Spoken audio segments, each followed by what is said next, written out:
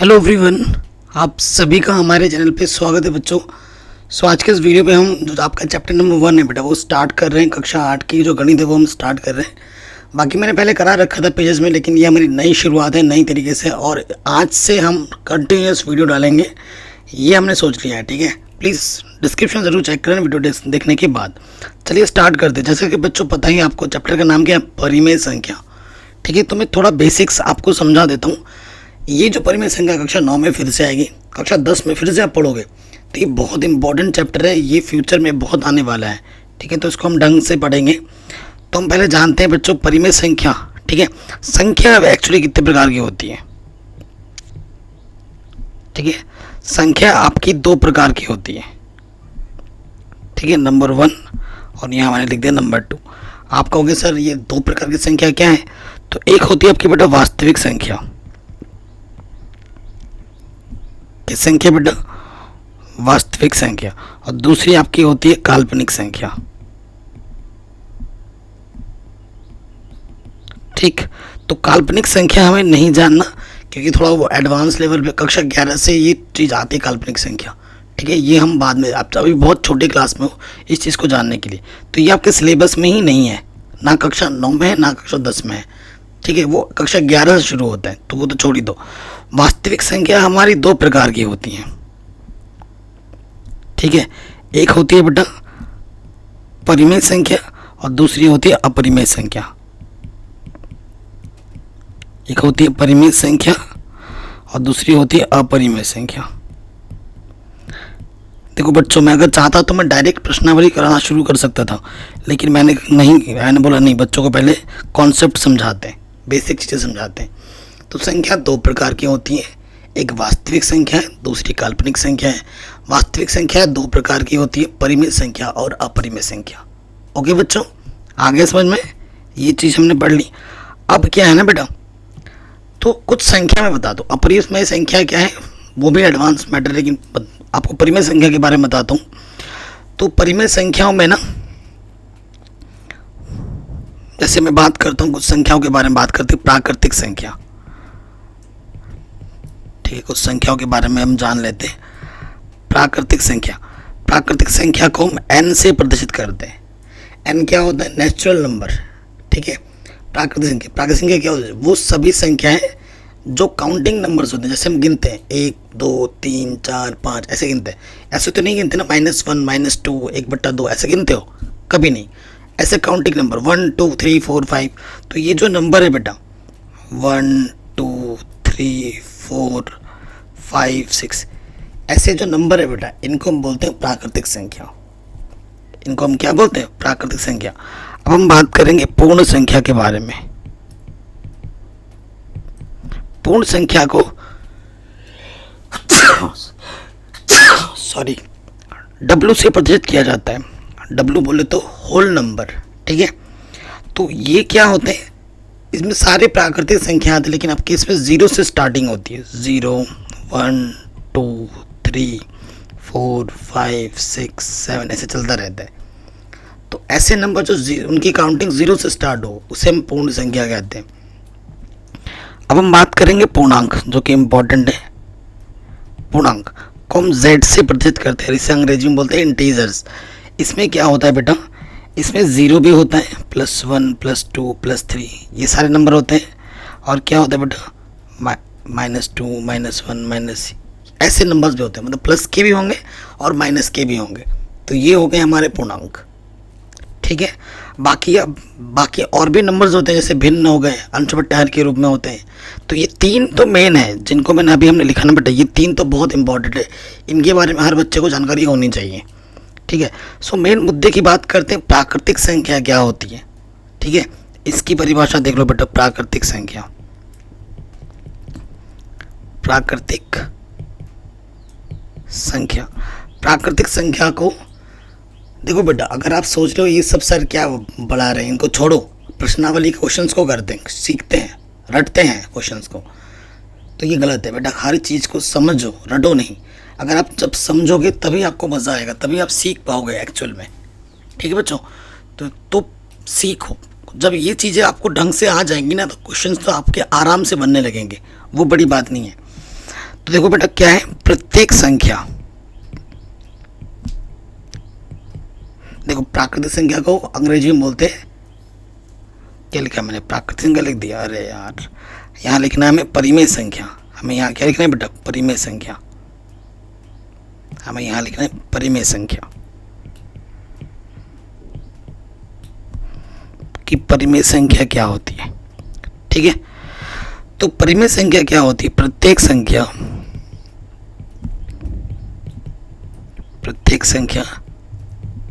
जिसे हम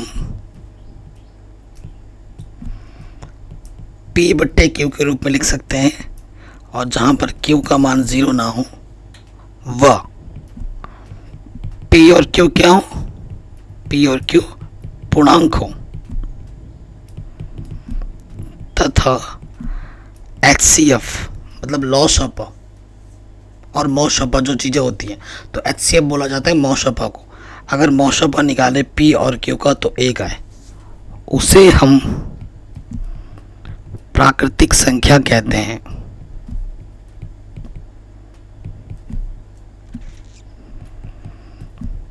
कई बच्चों को लॉसअपा मौशपा निकालना आता होगा, नहीं आता है तो मैं एक दिन आप मुझे कमेंट करके बता दो बेटा, तो मैं एक अलग से वीडियो बना दूंगा लॉसअपा कैसे निकलते हैं, मौशपा कैसे निकालते हैं, ढेर सारे क्वेश्चन से करवा देंगे।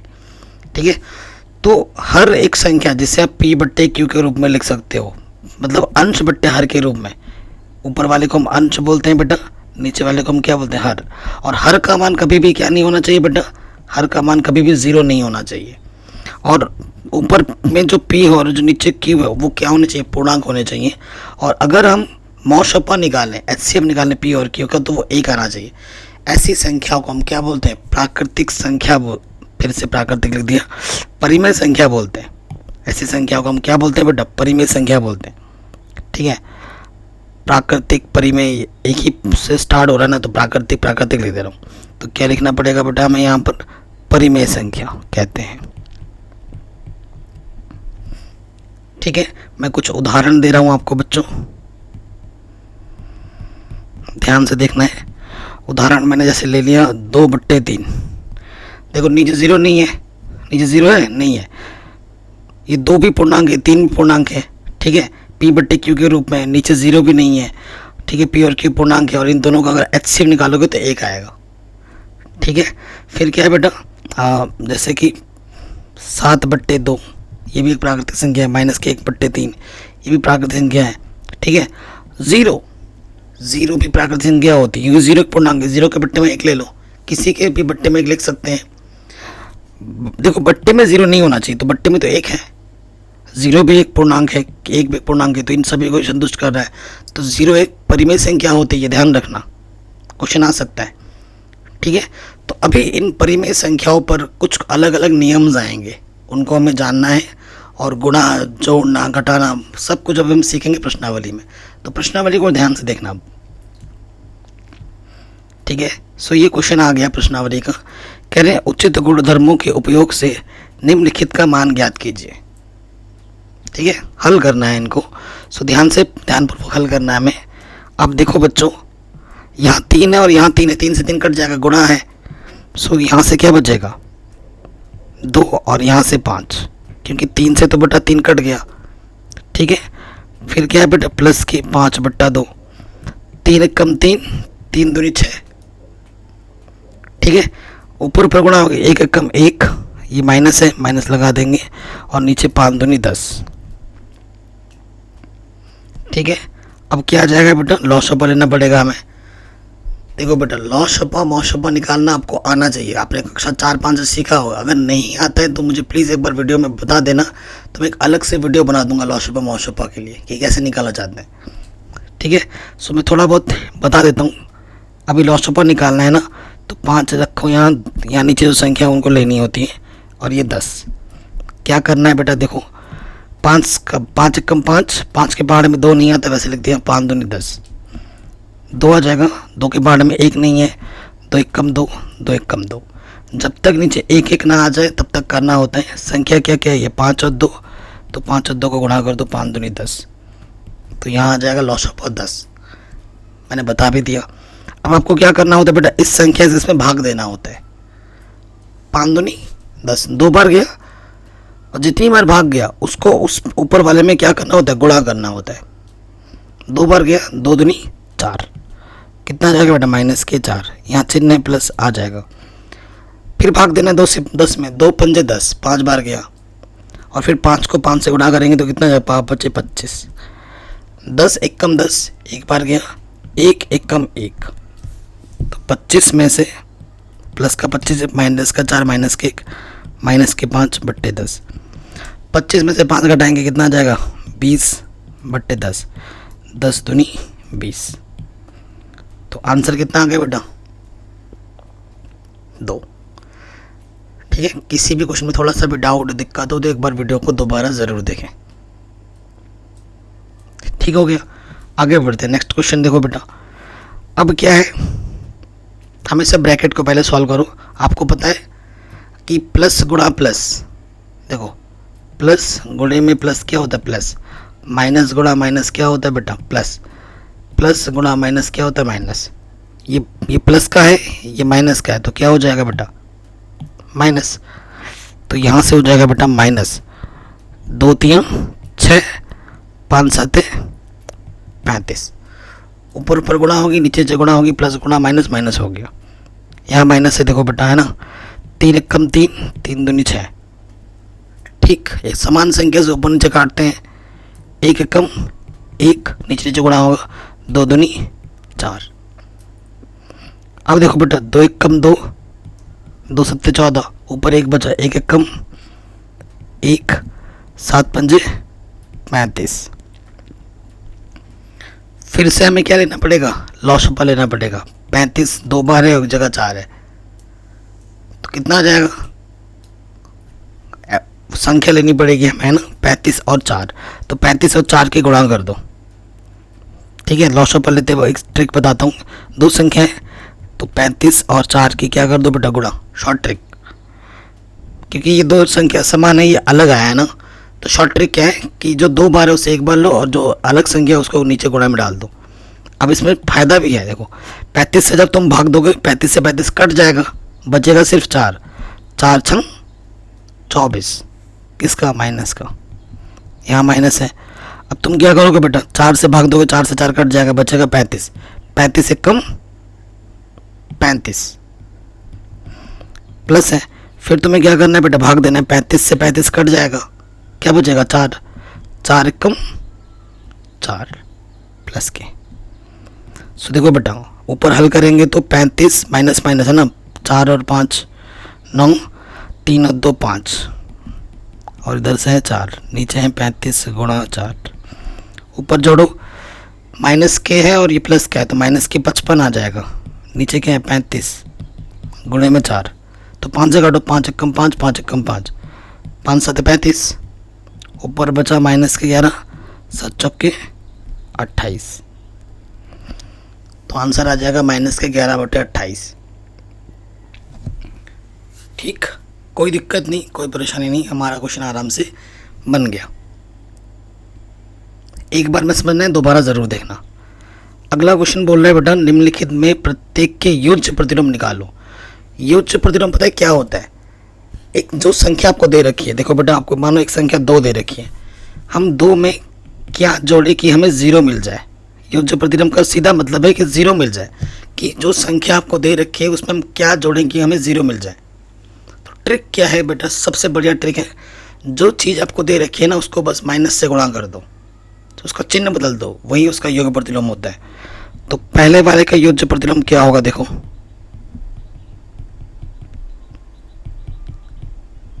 फर्स्ट वाले का, और यहाँ लिख देता हूँ योज्य प्रतिलोम सेकंड वाले का।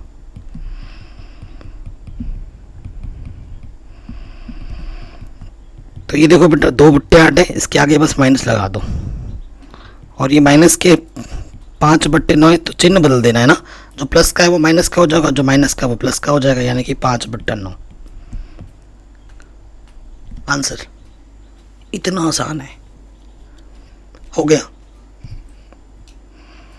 अब तीसरे चौथे का भी निकालना है। देखो इसमें क्या है ना, नेगेटिव से नेगेटिव है, नेगेटिव से नेगेटिव कट जाएगा, 6 बट्टे 5 है, तो तीसरे वाले का क्या होगा बेटा योज्य प्रतिलोम, 6 बट्टे 5 है, तो ये हो जाएगा माइनस का 6 बट्टे 5, और चौथे वाले का 2/5 है, 2/9 है ना माइनस का, तो ये प्लस के 2/9 हो जाएगा योज्य प्रतिलोम। इतना आसान है ये बच्चों। तो ये क्वेश्चन भी आपका आराम से बन गया। ठीक है, 5वें वाला आप खुद करके बताओ, ये होमवर्क है। कमेंट सेक्शन में मुझे आंसर बताओ कि इसका योज्य प्रतिलोम कितना होगा, 19/-6 का योज्य प्रतिलोम कितना होगा, कमेंट करके बताओ। प्रश्न संख्या 3 क्या दे रखा है बेटा? ये तो पीपीटी बनाने के लिए जिसको काम दिया था उसने उल्टा कर रखा है काम। अब मुझे आपके सामने बुक खोलनी पड़ेगी एनसीईआरटी, क्योंकि क्वेश्चन इसने गलत लिख रखा है ना।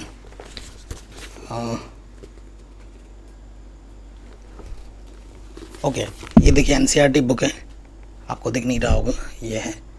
क्वेश्चन इसमें सत्यापित करना है ना, काम करने वाले ने उल्टा काम किया है। यहाँ बोले सत्यापित कीजिए, सत्यापित कीजिए। क्या सत्यापित करना है? हमें सत्यापित करना है माइनस x बराबर x, ये हमें सत्यापित करना है। कोई बात नहीं, सत्यापित करेंगे। तो हल पे आ जाते हैं, सॉल्यूशन पे। पहला वाला माइनस x कितना है बेटा? 11/15। और इधर क्या होगा? देखो, आप ऐसे लिख सकते हो बायां पक्ष लेने पर, ये इसका बायां पक्ष है ना, बायां पक्ष लेने पर। तो देखो नेगेटिव गुणा नेगेटिव क्या होता है? पॉजिटिव। 11/15, तो यह आ जाएगा 11/15, और 11/15 x दिया हुआ है, x।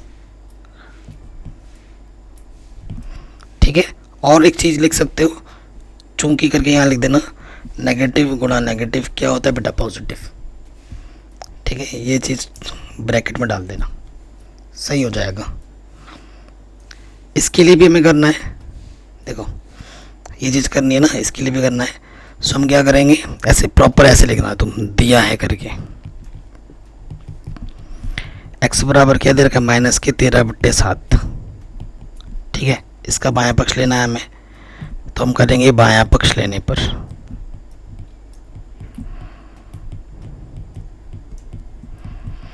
बायां पक्ष क्या है बेटा? माइनस ये चीज़, माइनस x का मान क्या है बेटा?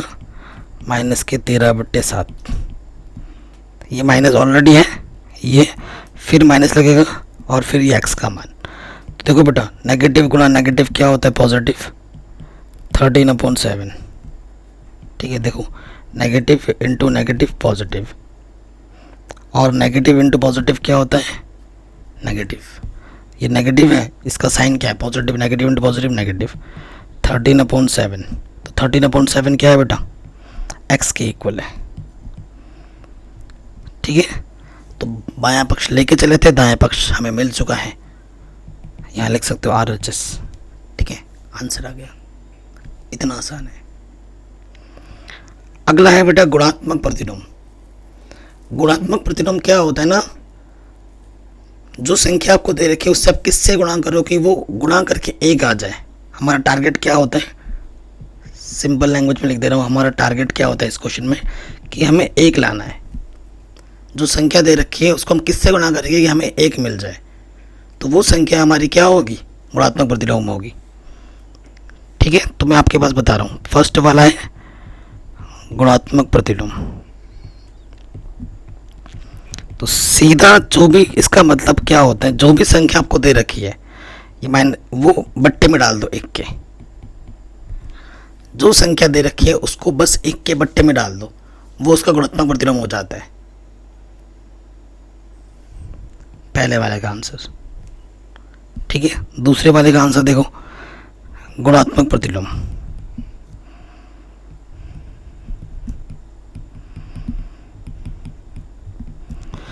एक के बट्टे में डालने के लिए बोला है मैंने, 13/19 है ना। सो इसमें क्या होता है ना, नीचे वाला क्या आ जाता है ऊपर, तो 19 1 कम 19 -13, ये आंसर होगा इसका गुणात्मक प्रतिलोम। परंतु इसका शॉर्टकट क्या है, जब अंश बट्टे हर के रूप में होता है ना, शॉर्टकट समझ जा रहा हूँ, जो नीचे वाला है वो ऊपर आ जाता है और जो ऊपर वाला है वो नीचे आ जाता है। यही लिखा था हमने, सिंपल, ठीक है ना।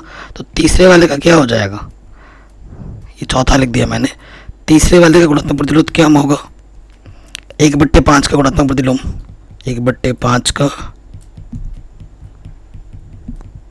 गुणात्मक प्रतिलोम क्या होगा बेटा, 5/1, यानी कि किसी भी संख्या को जब 1 से भाग देते हैं ऊपर जो संख्या लिखी रहती है वही आ जाता है, तो आंसर आ जाएगा 5। सिंपल। अब चौथे वाले को पहले सरल करना पड़ेगा, क्योंकि देखो बेटा ये पूरा ये है ना, इसको सरल करना पड़ेगा। तो चौथे वाले को पहले सरल कर लेते हैं, फिर गुणात्मक प्रतिलोम निकालेंगे। तो माइनस के 5/8 गुणा माइनस के 3/7, तो नेगेटिव इंटू नेगेटिव क्या होता है, पॉजिटिव, कुछ कटेगा नहीं, 5 3 15, 7 8 56, ये है। इसका हमें गुणात्मक प्रतिलोम निकालना, का गुणात्मक प्रतिलोम क्या होगा, जो नीचे है वो ऊपर आ जाएगा, जो ऊपर है वो नीचे आ जाएगा।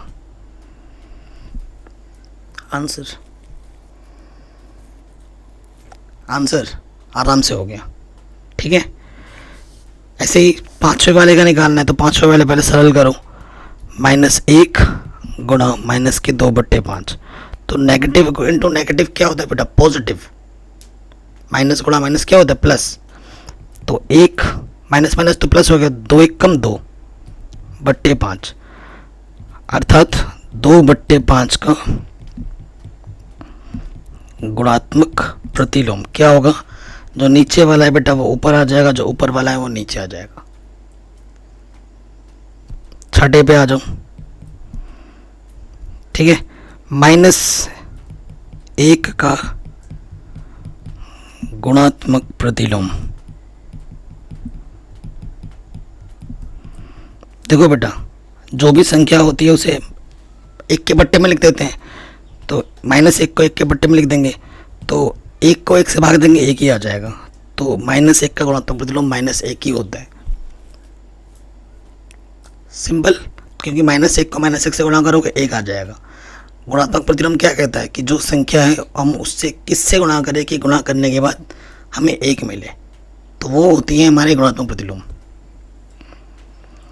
अगला क्वेश्चन क्या बोला है, निम्नलिखित प्रत्येक में गुणन के अंतर्गत उपयोग किए गए गुणधर्म का नाम लिखिए। इसमें किस गुणधर्म का उपयोग किया गया है आपको बताना है, ठीक है। आंसर आपको दे रखा, गुणधर्म का नाम बताना है। तो बेटा एक चीज़ में आपको मैंने क्वेश्चन के साथ ही बताना है, तो गुणधर्म को वैसे अंग्रेजी में बोलते हैं कम्यूटेबिलिटी, ठीक है। हिंदी में पता नहीं, एक सेकंड, हिंदी में नाम क्या होता है इसका,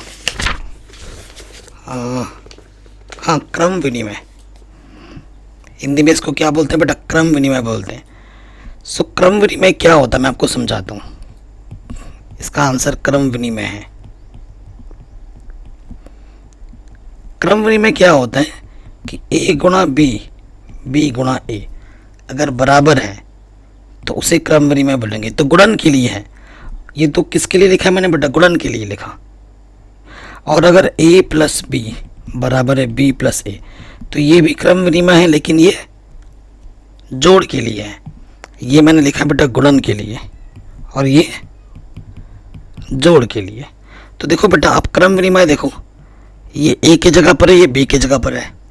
अब B पहले आ गया, A बाद में आ गया, है तो उसी के बराबर। तो ये कौन सा नियम है, क्रम विनिमय नियम है, ठीक है बेटा। आप देख पा रहे हैं कि नहीं, ये A की जगह पर है, ये B की जगह पर है। ये देखो ये A पहले आ गया, ये B बाद में आ गया, आंसर वही है। बस आपसे नियम पूछ रहा है कि भैया ये क्या है, किस नियम से हुआ है, तो आप लिखेंगे भैया क्रम विनिमय नियम से हुआ है, ठीक है। आपसे बस गुणन के अंतर्गत उपयोग किए गए गुणधर्म का नाम पूछा है, तो क्रम विनिमय है। ये कौन सा नियम है बेटा, ये कौन सा नियम है, ये भी क्रम विनिमय। देखो आपको पता है गुणा, ये चीज है ना, ये चीज है, देखो negative negative positive, negative negative positive, है ना। 13 दूनी 26 ऊपर ऊपर गुणा, 7 7 49, 4 बजे 7 एक कम 119, 13 दूनी 26, ये भी देखो 100, दोनों तरफ बराबर है, गुणा हो रहा था। ये ए की जगह पर है, ये बी की जगह पर है, ठीक है ना, ये बी है और ये ए है। तो ये क्या होता है, इसे बोलते हैं क्रम विनिमय। ये कौन सा नियम है बेटा, क्रम विनिमय।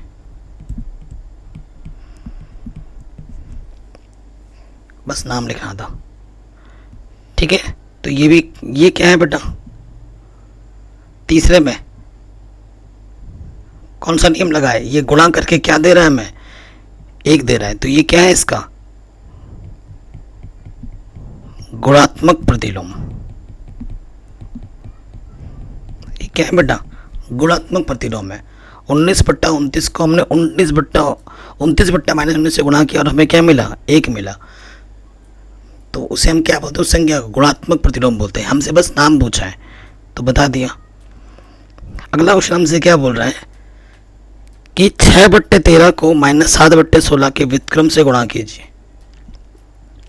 ध्यान से पढ़ना, 6/13 को -7/16 के व्युत्क्रम से गुणा कीजिए, ठीक है।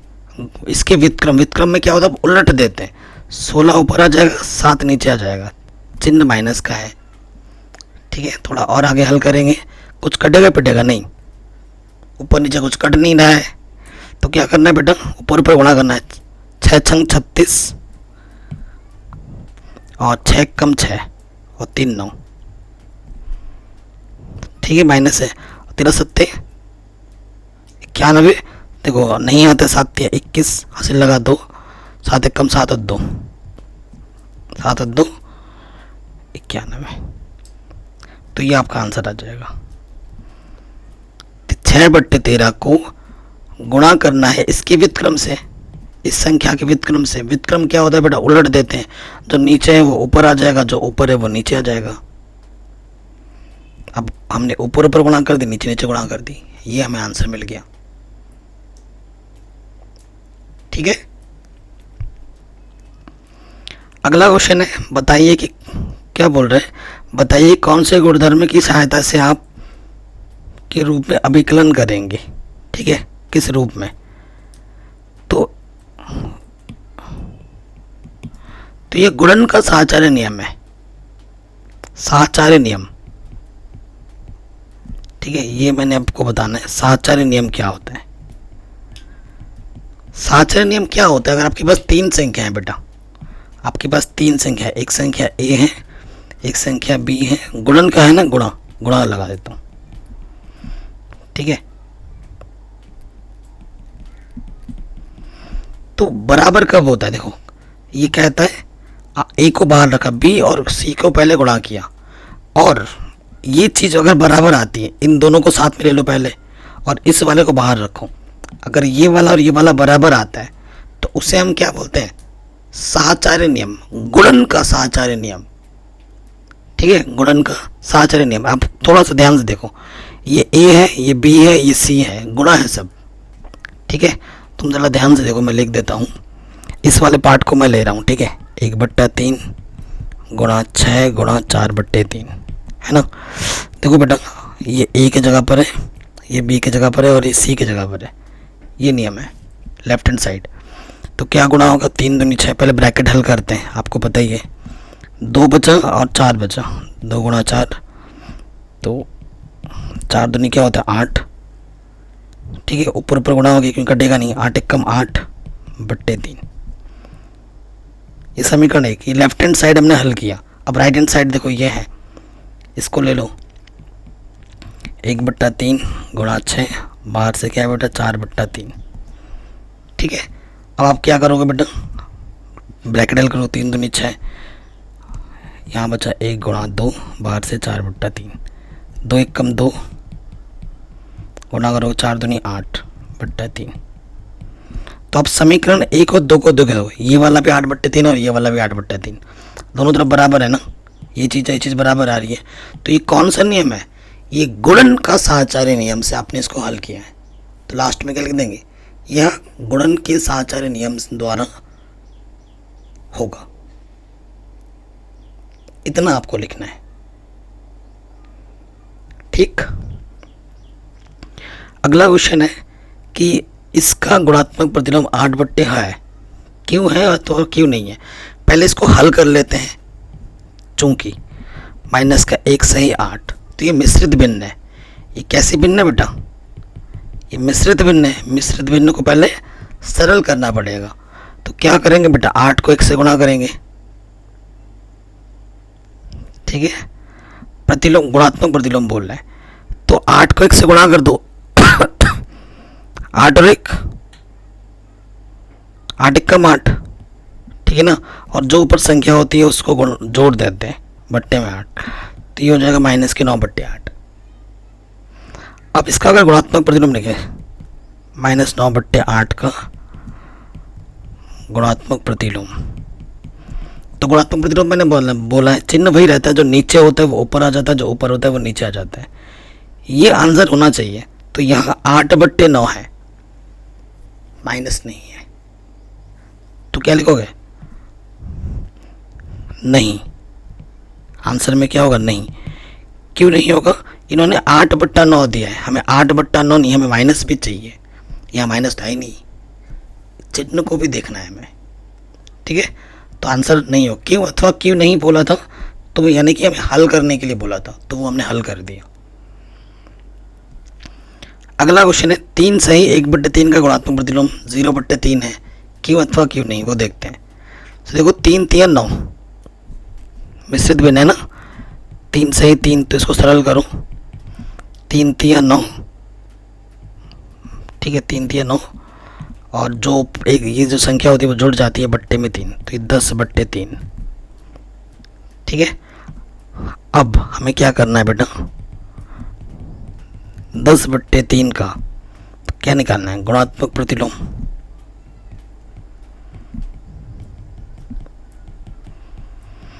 तो क्या होता है, जो नीचे वाला ऊपर आ जाता है, ऊपर वाला नीचे आ जाता है। 10 है, 0.1 स्थान के बाद लगेगा, तो 0.3। इसके आगे 0 बढ़ा सकते हो, तो 0.3 है, तो उत्तर क्या होगा बेटा, हाँ सही है। अब की बार सही है, ये सही बोला है इन्होंने। इसका प्रतिलोम गुणात्मक 0.3 होगा। अब आपसे क्वेश्चंस क्या पूछ रहा है, ऐसी परिमेय संख्या जिसका कोई व्युत्क्रम नहीं है। तो आंसर सोचो बेटा, ऐसी संख्या सोचो जिसका व्युत्क्रम संभव नहीं है, वो है 0। तुम 0 का व्युत्क्रम निकालो, ठीक है। 0 का व्युत्क्रम संभव नहीं है, लोग ट्राई करेंगे व्युत्क्रम। तो 0 व्युत्क्रम क्या होता है, कोई भी संख्या 1 के बट्टे में लिखना होता है, उसे हम व्युत्क्रम कहते हैं, ठीक है। और ये जो चीज़ है ना 1/0, यह है अपरिभाषित। ये क्या है बेटा, अपरिभाषित। अपरिभाषित, ठीक है। अपरिभाषित का मतलब, अपरिभाषित कब होता है, जब जब बट्टे में 0 आएगा।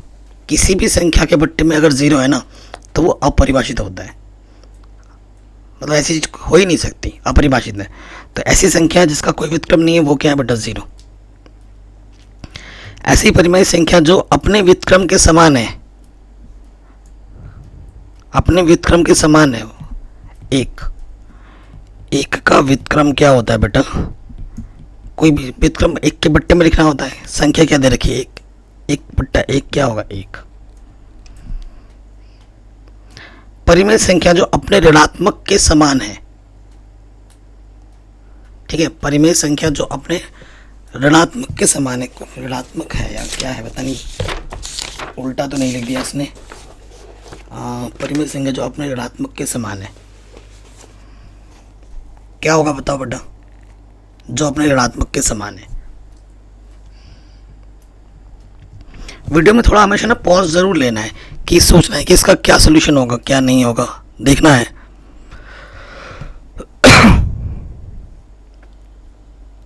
ऋणात्मक तो -1 हो जाएगा, ठीक है। ऋणात्मक के समान है, अच्छा नहीं, जो अपने ऋणात्मक के समान है ये बोला है ना, मतलब वो संख्या खुद ही वही आना चाहिए, तो वो संख्या 0 है। देखो 0 का ऋणात्मक, 0 का ऋणात्मक -0 करेंगे तो 0 के सामने माइनस लगे या प्लस लगे वो संख्या वही हो 0 ही होती है। पढ़ने में थोड़ी सी समझने में देरी हो कोई, क्योंकि मेरी हिंदी थोड़ी सी कमज़ोर है। परिमेय संख्या जो अपने ऋणात्मक के समान है, मतलब संख्या वही है और उसके सामने माइनस लगाओगे तो वही संख्या आएगी, तो वो क्या होगी बेटा? 0 होगी। ठीक है, अब हमें रिक्त स्थानों का भरना है। शून्य का व्युत्क्रम क्या होता है? शून्य का व्युत्क्रम 1/0। शून्य का व्युत्क्रम असंभव है, शून्य का व्युत्क्रम नहीं है। ठीक है, होता ही नहीं है। संख्या है 1 तथा -1 स्वयं के व्युत्क्रम है। 1 का व्युत्क्रम भी 1 होता है, -1 का व्युत्क्रम भी -1 होता है। अभी तुमने किया है। -5 का व्युत्क्रम क्या होगा? व्युत्क्रम के लिए क्या होता है बेटा? 1 के बट्टे में वो संख्या लिख दो, -1/5 होगा। इतना आसान है। 1/x, x का मान 0 नहीं है तो उसका व्युत्क्रम क्या होगा? तो x ऊपर लिख देंगे, 1 नीचे लिख देंगे, तो आ जाएगा x। दो परिमेय संख्याओं का गुणनफल क्या होता है? परिमेय संख्या, अगर दो परिमेय संख्या को तुम आपस में गुणा करोगे हमेशा परिमेय आएगा। ठीक है, किसी धनात्मक परिमेय संख्या का व्युत्क्रम क्या होता है? धनात्मक परिमेय संख्या का व्युत्क्रम हमेशा क्या होगा? धनात्मक होगा। तो इस तरीके से ये वीडियो हमारी पूरी कंप्लीट हो गई। मैंने हर एक चीज़ को बहुत ही सिंपल वे में समझाया और मैं समझता हूँ आपको आ भी गया होगा। किसी भी पर में थोड़ा सा भी डाउट या दिक्कत लगे तो वीडियो के ऊपर दोबारा देखें और चैनल पर नहीं हो तो बेटा सब्सक्राइब ज़रूर करें। मिलते हैं आपसे नेक्स्ट वीडियो में। ठीक है, डिस्क्रिप्शन ज़रूर चेक कर लेना बच्चा।